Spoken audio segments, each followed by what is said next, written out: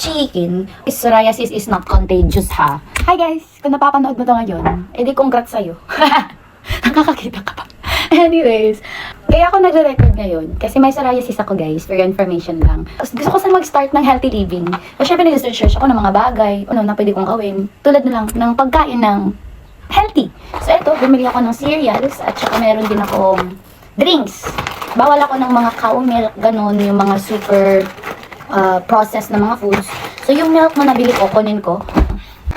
Ito yun guys, ito yung outside, ito yung almond breeze. Nahirapan ako maghanap ng milk na pwede talaga sa akin. Kasi yung inflammatory food din, kasi yung gatas, na lalo na yung mga sweetened, yung mga high sugar, ganun.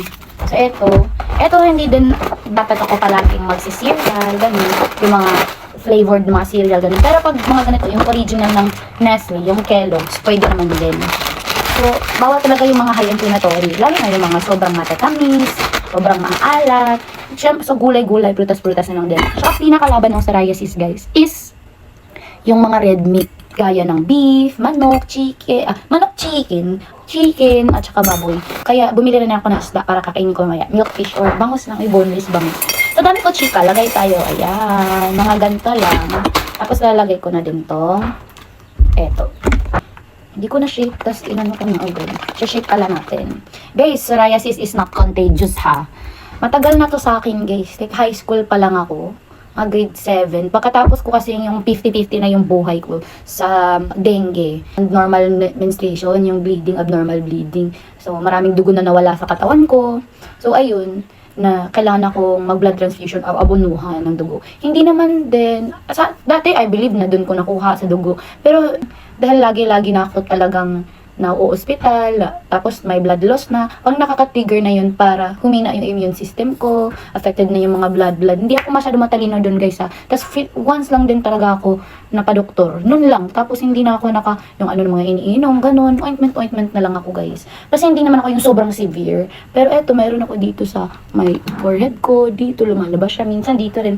Kaya nag-ointment ako, tsaka kasi magdadry yung skin. Bakit chika ko ng chika, di ko pa nilalagay. So, dapat din, moisturize lagi yung skin. Ganun. So, ito nilalagay ko na siya. Let's take care of our bodies. Ganun. Wala siyang lasa. Lasa din siyang oat. Almond. Syempre. Aga. Ewan ko. Okay lang, guys. Para din naman sa health, diba? So, ayun. Gusto nga sana bumili ng Alpine. Pero paano? Healthy. Tapos lalagyan ko ng unhealthy. Paano na rin? Bumili din ako ng green apple at saka papaya. Kasi the brighter the fruits, mas less inflammatory at mas healthy daw. So yun. Yun lang naman yung chika guys. Meron din akong wheat or whole grain na bread. At mas okay to kaysa sa white or loaf bread. So, bite. Parang walang lasa. Pero hindi naman nandun siya. Hindi masarap. Okay lang. At least diba? Healthy living. Kasi talaga, naman securities ko yung psoriasis ko. Kasi dati, dito talaga siya sa likuran ko, sa ulo ko. Hanggang sa nawala siya sa likod. Pero ngayon, parang meron ako makaunti-unti nakikita sa shoulders ko, sa dibdib ko, sa paa. Pero yung pag nag-ointment ako, moisturize ko yung katawan ko, nawawala din siya. Pero physical din yun guys. Dapat din natin itry yung sa mga kinakain natin. Yun naman guys.